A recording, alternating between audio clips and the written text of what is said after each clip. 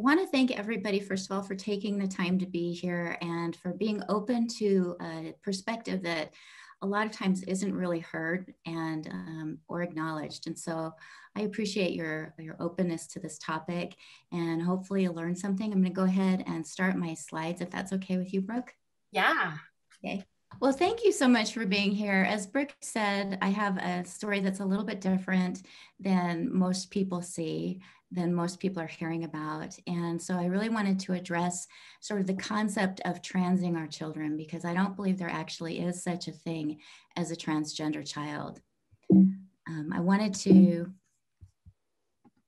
first of all, talk about identities. And gender dysphoria promotes a transgender identity, but like any identity, identities can change.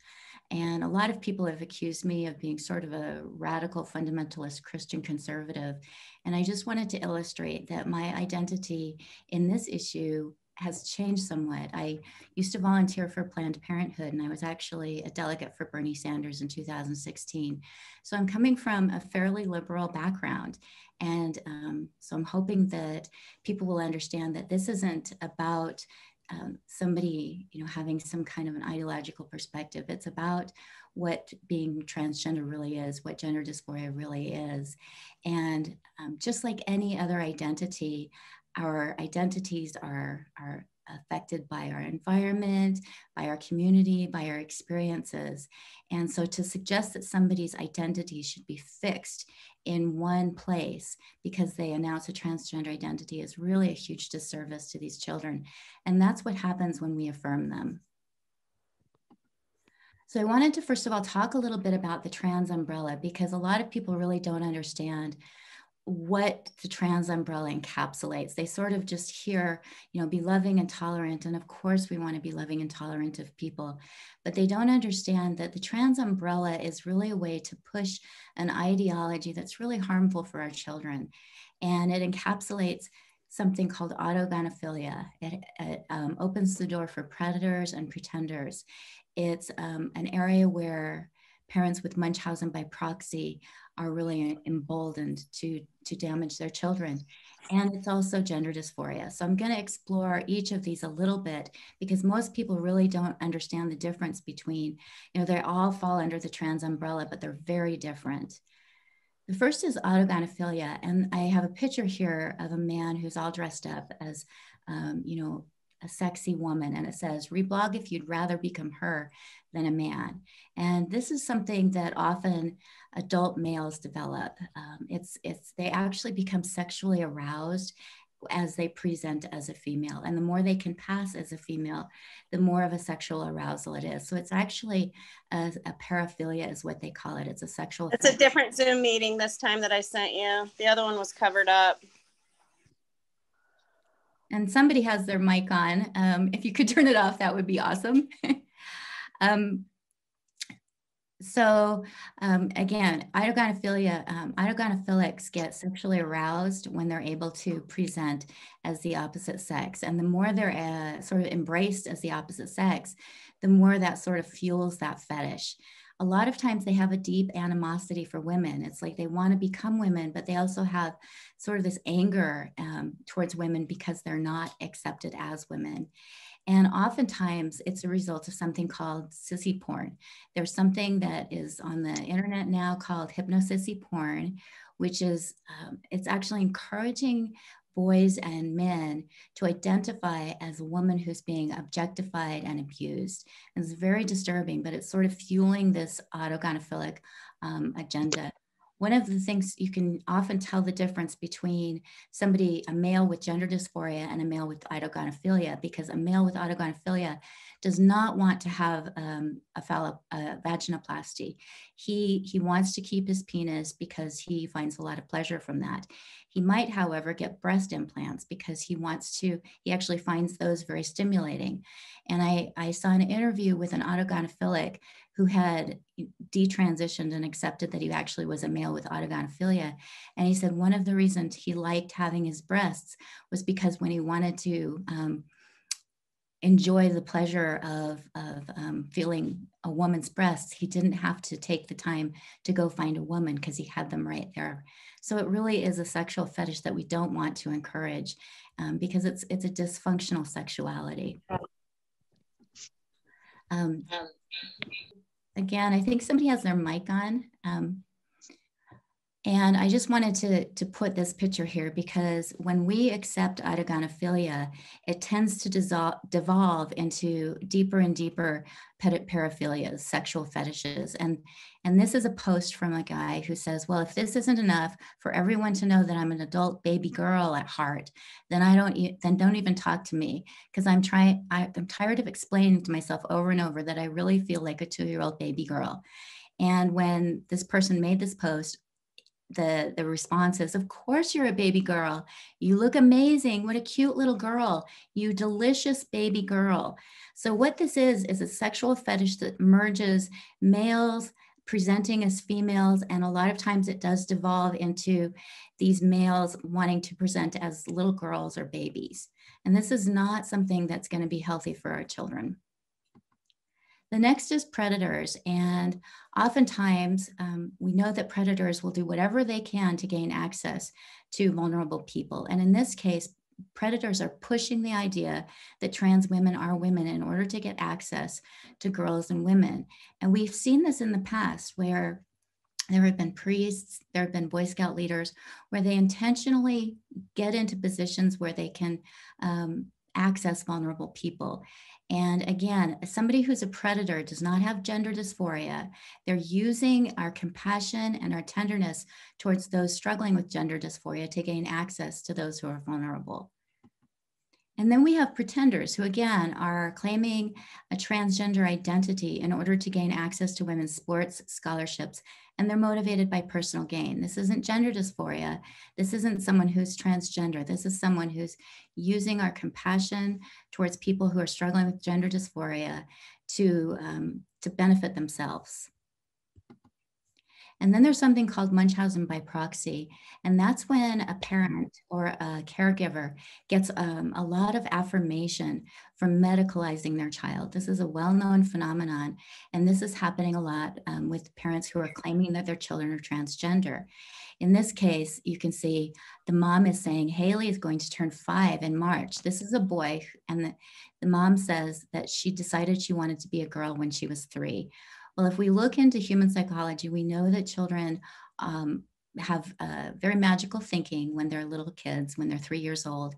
And to reinforce the idea that this boy had that he was a girl, rather than allowing him to be flexible and imaginative, is really dangerous and sets these kids on a path of medicalization. So I want to talk about gender dysphoria because I think that when we're talking about children in our schools, that really what we need to do is have a plan for gender dysphoria because it does cause significant distress. It's a dissociative disorder where basically someone wants to kill who they are and become someone new, and they demand others to accept that new personality. So this is something that perhaps does need to be addressed with a policy or an IEP because these kids are having significant distress, but they should not be affirmed in that new personality. There's no other case where a child develops a dissociative identity and we celebrate that. But for some reason in this case we are, and it's leading to very dangerous outcomes. I want to talk about some of the causes of gender dysphoria. There is this idea that children are born in the wrong body, that there's some kind of a gendered soul that can accidentally be born in the wrong body. This is magical thinking, and there's no documentation to back this up. In fact, we know that gender dysphoria results when kids go through puberty and they're uncomfortable with it. I'm increasingly seeing girls, especially, who maybe go through puberty a little bit younger than their peers, who are very uncomfortable with their attention that they're getting by their changing bodies, who are being told that they're actually transgender because they're uncomfortable with those changes. Oftentimes, a parent prefers the opposite sex, and kids are really sensitive to that. They recognize that, and they're willing to do what they can to get the attention and affirmation from their parents. So oftentimes, they'll identify as the opposite sex in order to please that parent. There are children with autism, and we're finding out the rate of autism among children who assume a transgender identity is incredibly high. And for educators who work with autistic children, it's not surprising because kids who are autistic tend to have black and white thinking. And so girls who are autistic also tend to have poor social skills. And if we take those two things and combine them, that's a recipe for a child feeling, especially a girl, feeling uncomfortable as a girl because she doesn't have the social skills that her female peers do. And oftentimes she likes those activities that are often associated with boys, such as math and engineering. It doesn't mean that she's a boy. It means that she likes those things that are traditionally male, but she's now being told that she's transgender because she doesn't fit the stereotypical mold of being female. And we've identified social contagion as a big factor in gender dysphoria, where one child within a peer group identifies as transgender and other peers see what's happening, see this sort of celebration and affirmation and power that this child gets from assuming a trans identity and being able to dictate names and pronouns and how people treat her.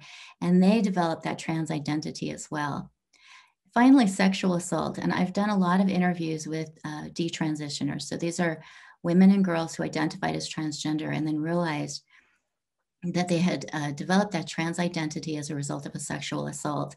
And almost every single detransitioner I've talked to has said that a sexual assault or sexual abuse had contributed to them developing gender dysphoria.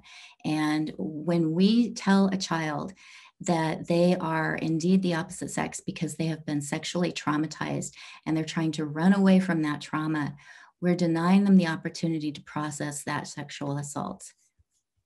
The reason that I'm talking about this is because I actually developed gender dysphoria as a result of a severe sexual assault.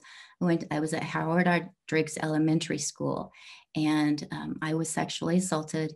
And the minute that happened, I decided I was a boy because that was the only way I thought I could protect myself from that ever happening again. My gender dysphoria was insistent, persistent, and consistent.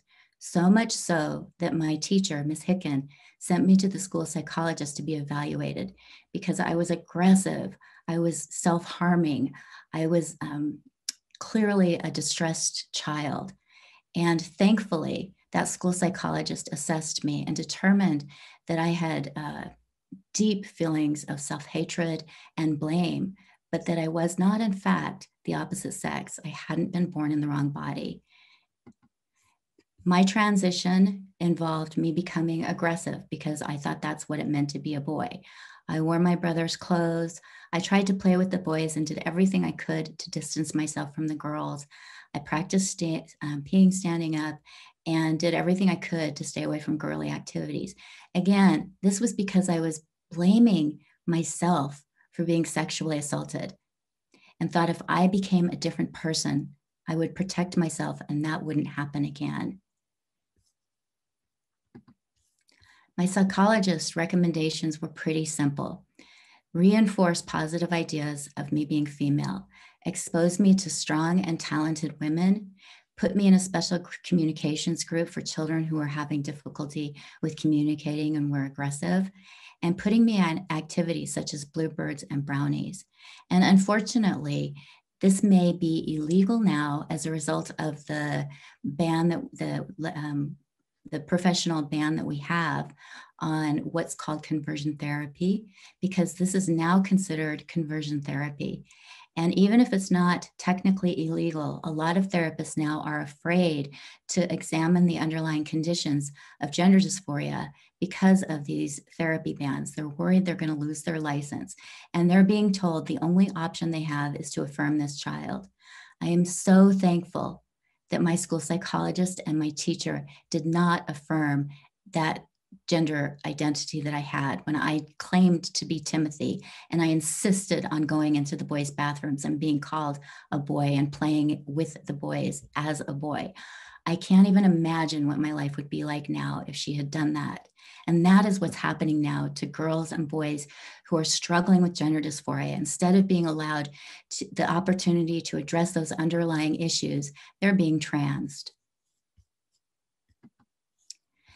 And at this point, social and medical transitions are the only treatment and the only pathway for these kids. And increasingly, school policies are requiring teachers and administrators to accept that transing a child is the only appropriate path, and it's not. And I want to explain clearly why. If there had been a therapy ban when I was a kid, and if teachers had been told that they needed to affirm me, and if my therapist had affirmed me, it would have reinforced the shame and self-hatred that I had as a result of the sexual assault. It would have put me at risk for additional sexual assaults because I would have started going into men's bathrooms and other spaces where I was vulnerable. It would have denied the opportunity for me to process the trauma that I so desperately needed. And it would have confirmed my belief that Erin should be killed and replaced with my trans identity. And that is essentially what you are doing when you affirm a child. You are telling them that they are so inherently flawed that the only way that they can live with themselves is by becoming somebody else. So if I were a child today and I had been in an affirming classroom with a teacher who affirmed me and a psychologist who affirmed me and taken to medical practitioners who affirmed me, I would have started out on a social transition. I would have been put on puberty blockers, cross-sex hormones, and then surgery. And I'm going to go into the really gory details of this because it's so important for people to understand what it means to be put on this pathway of transition. The dangers of so-called affirmation. Again, they encourage the child to believe that there's something wrong with them. There's something wrong with their body, so much so that they have to change it. They're far more likely to persist with gender dysphoric feelings if they're affirmed. And there's an increased likelihood of medical transitioning. And again, if this were just about a child being gender nonconforming, I think most of us would be totally fine with that. You know, if a girl wants to have short hair, if a boy wants to cook or be a florist, I think most of us feel very comfortable with that because that's just their personality. But when you start encouraging a child to socially and medically transition, you're putting them on a pathway of permanently damaging their bodies.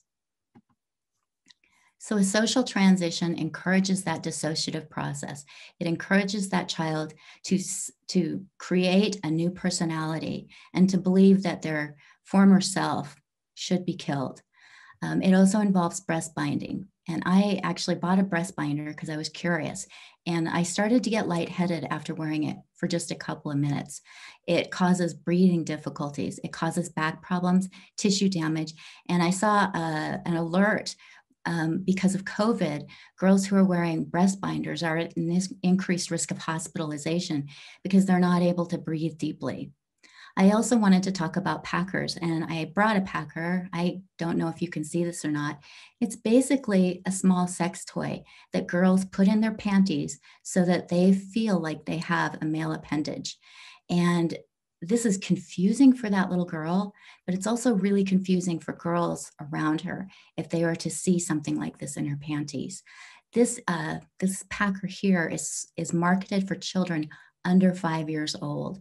This is the kind of thing that is encouraged with a social transition. Social transition is not benign. Social transition encourages dissociation and encourages activities that damage that child.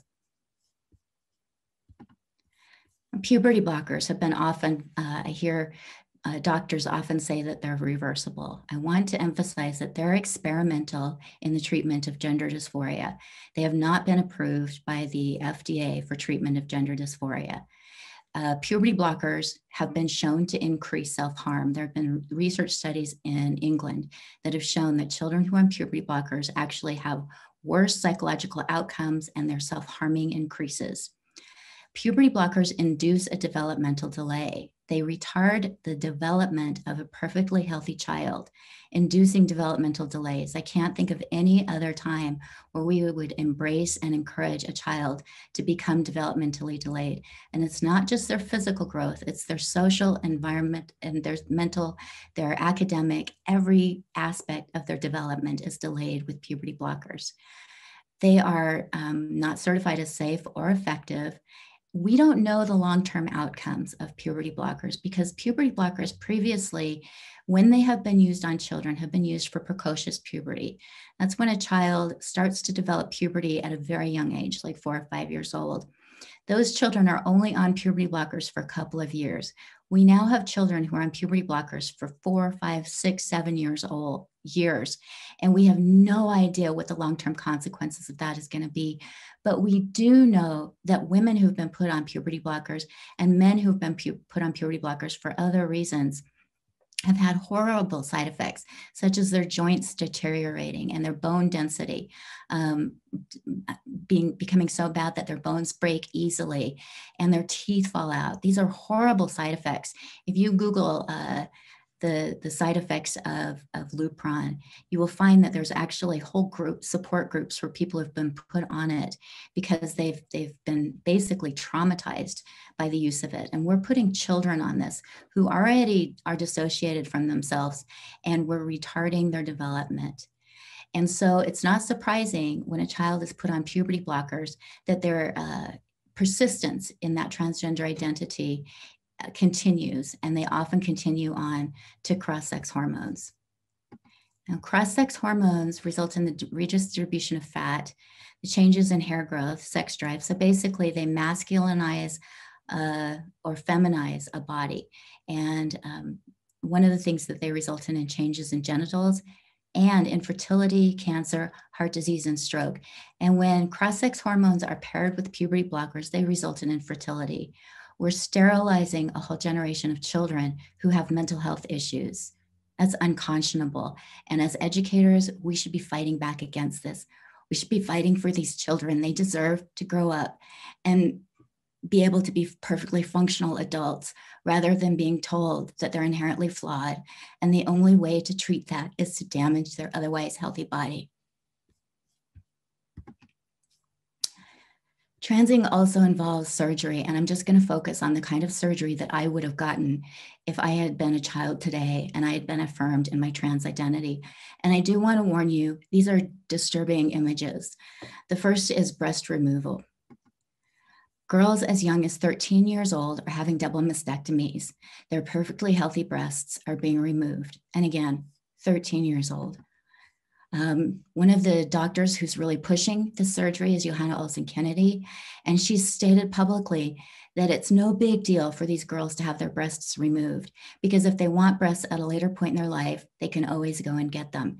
And that's a lie that we're telling children. That's absolutely not true. Here's the other thing about chest surgery. If you want breasts at a later point in your life, you can go and get them. The fact that she says that in such a cavalier manner shows she has no respect for women. This to me is almost unbelievable. As you can tell, it's hard for me to even talk about this because I think about this happening to me and how much impact it would have had on my life and how we're actively doing this to children. This is a girl of 15 years old who was on testosterone for just 9 months, who had her breasts removed. And rather than showing any concern for the fact that this girl just had elective cosmetic surgery to remove her breasts, she gets congratulations. You look great. Awesome. She's been on testosterone for 9 months, and this is what they've done to her.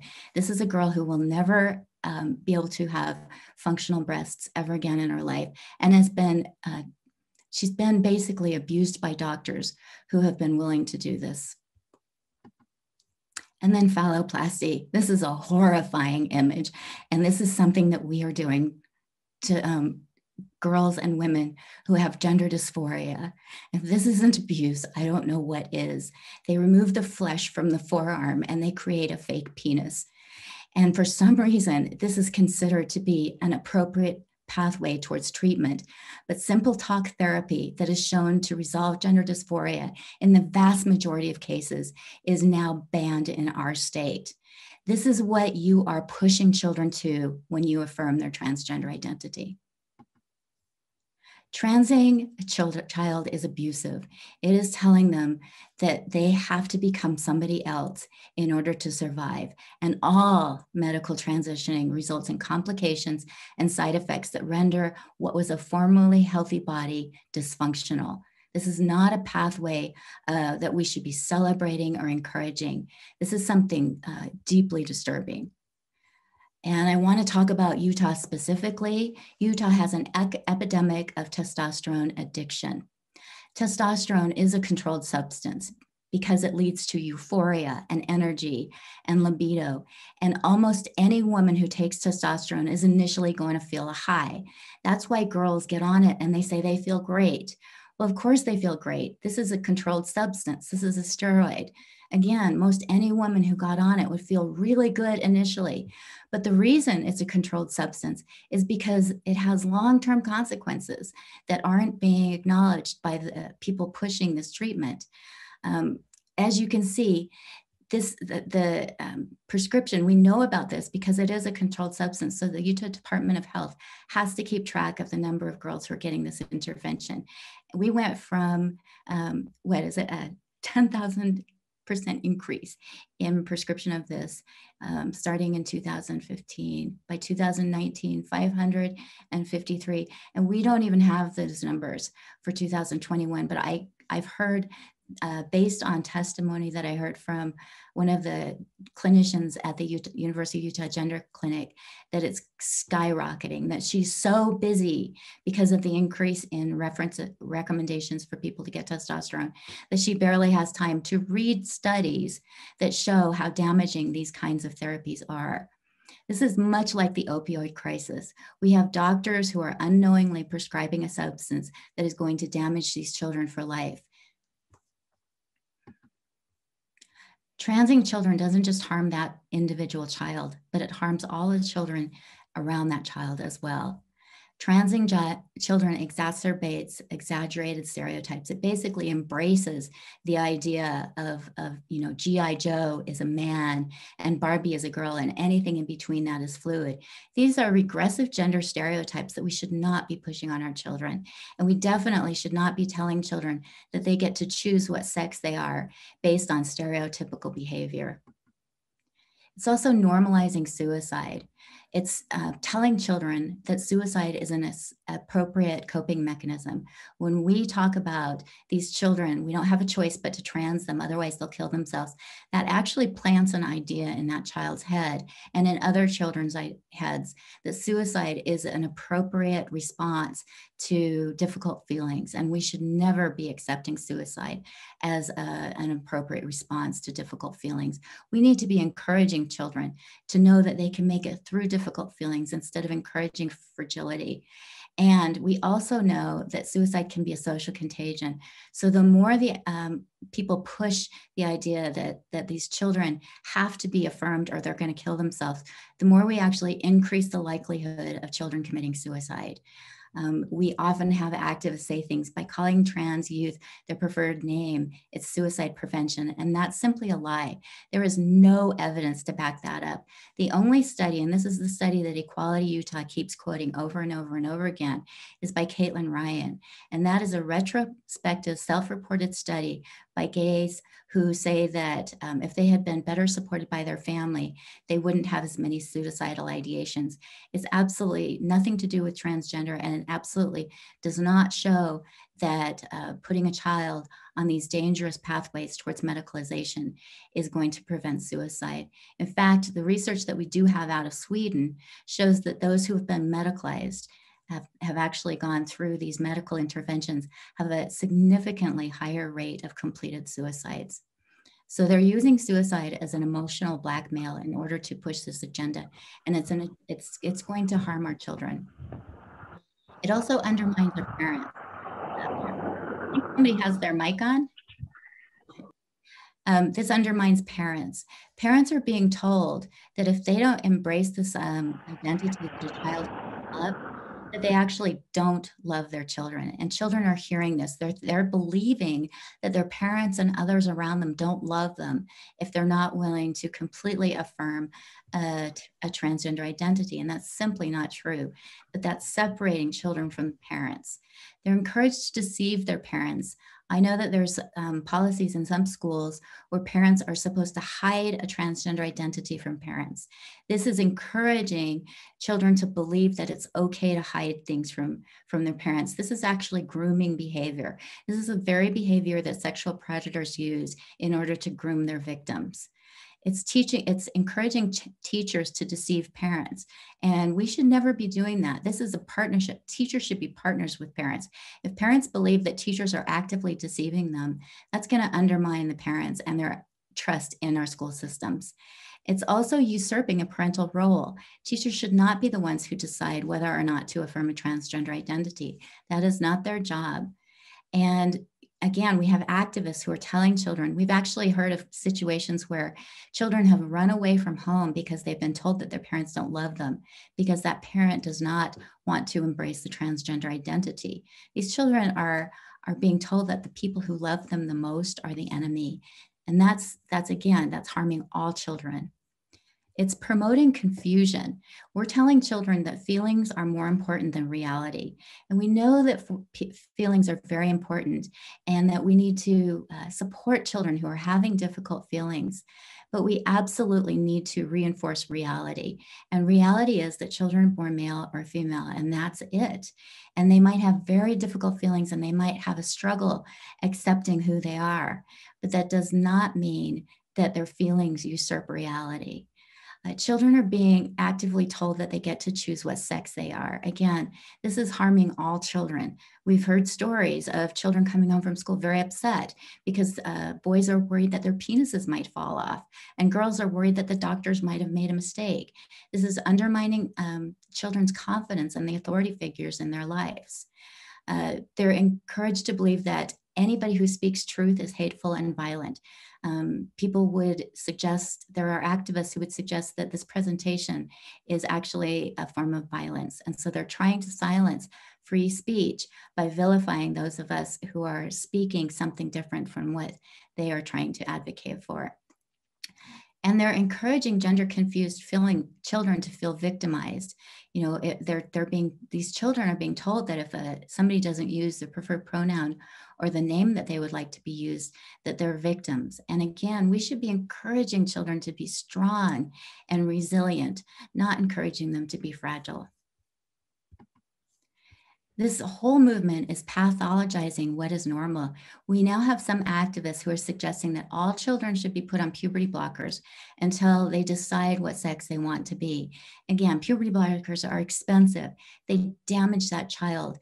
They induce a developmental delay. These are incredibly powerful medications, and they're not reversible. So when you hear doctors say that they're reversible, what that means is that if a child is on a puberty blocker and decides to go off the puberty blocker, most likely their puberty will return. However, they can never go back and undo that delay that they had in their life. They can't go back and recapture their normal puberty. That's gone. And the irony of all of this is that transitioning does not resolve gender dysphoria. Over and over and over, people have been led to believe that if they transition, that they will feel better, that those difficult feelings they have will resolve. Well, because gender dysphoria is the result of underlying issues, people go through all these efforts to transition, and then they realize they still don't feel right. They still have all these difficult feelings.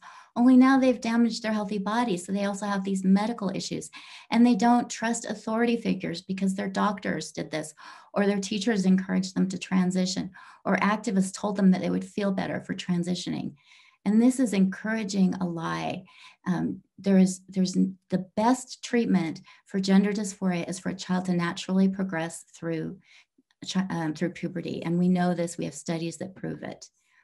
In fact, WPATH, which is the World Professional Association for Transgendered Health, this is in their guidebook.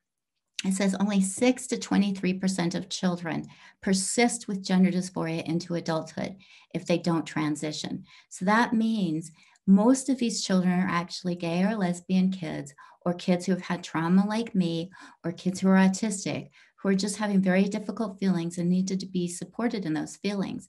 And they're not actually going to grow up and continue to have a transgender identity unless they're pushed into it, unless they're affirmed into it. And this is from WPATH. This is one of the leading activist, transgender activist medical associations.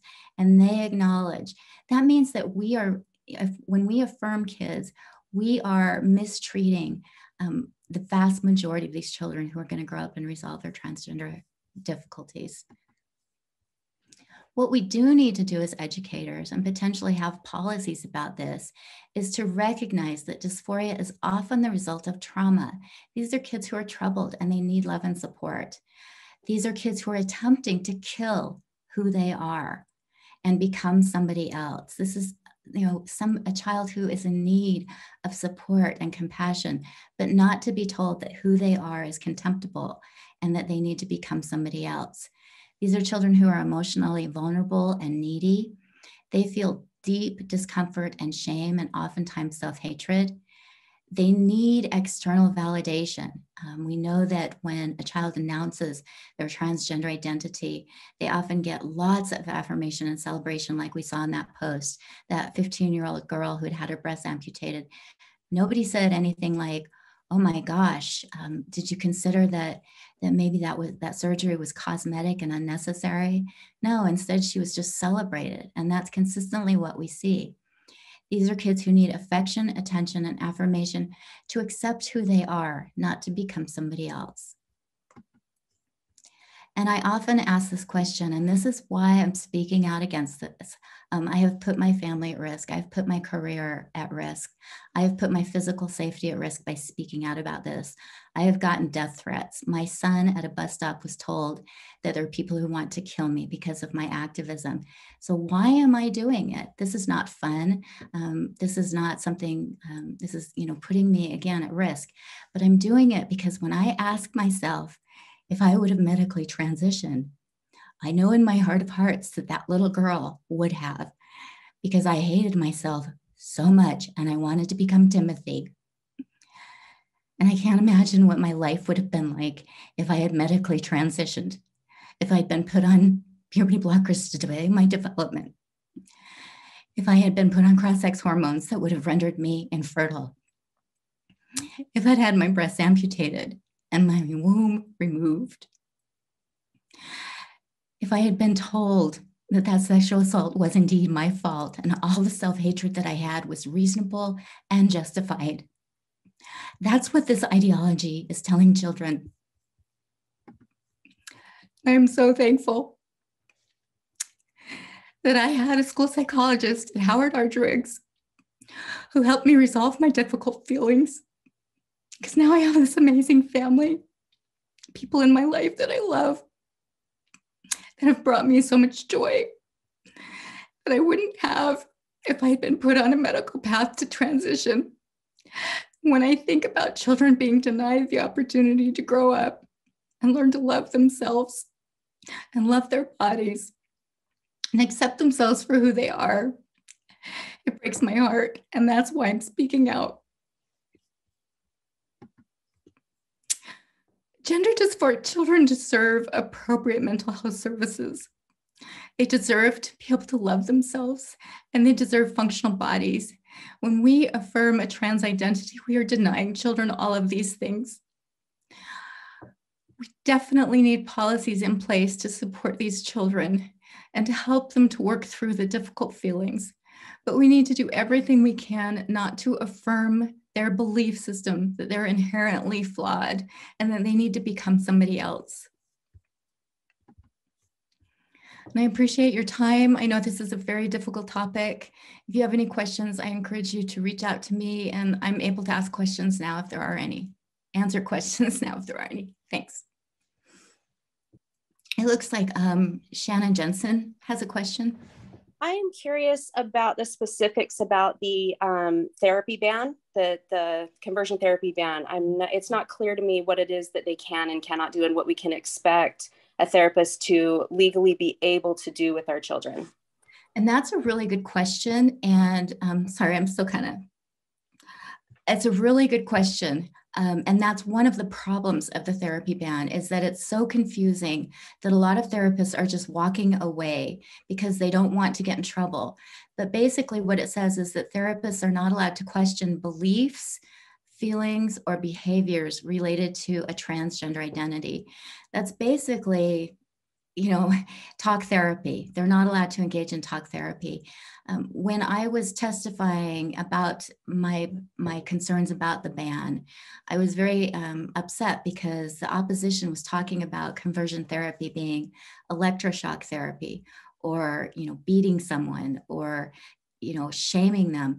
And of course, those things should be illegal. Of course, we should never subject our children to that. And actually, those things are already illegal. I've even heard people talk about reparative rape. Of course, that is illegal. Electrocuting someone is illegal. Those things are already illegal. But as part of that ban is included talk therapy.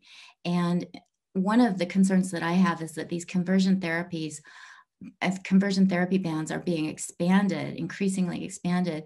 And the UN has recently introduced a proposal for an international conversion therapy ban. And it would actually prohibit or require even parents to affirm their children. There are countries like Australia now that have conversion therapy bans that require teachers to affirm a trans identity. So it's this slippery slope where, of course, we don't want children electrocuted or beaten or shamed for who they are. But now therapists aren't allowed to even question a transgender identity. And again, I've talked to detransitioner after detransitioner who developed a transgender identity as a result of a trauma, as a result of autism, or as a result of feeling like their parents wanted the opposite sex child. Therapists need to be able to address these underlying issues, but instead they're being told just to push a child on a path towards affirmation. And as we saw, affirmation sounds great, but what it really means is putting that child on a path towards lifelong medicalization. Does that answer your question?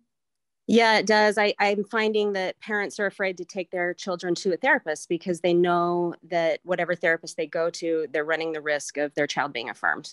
Yeah, and we have heard case after case where therapists have affirmed a child behind a parent's back, children as young as 9, 10 years old. There's actually a case that I'm aware of where a 9-year-old autistic boy was taken to a therapist, and the therapist told him that he's actually a gay a lesbian. And so we have to, the therapists who sort of are aware of this are afraid because they don't know what's okay and what's not okay.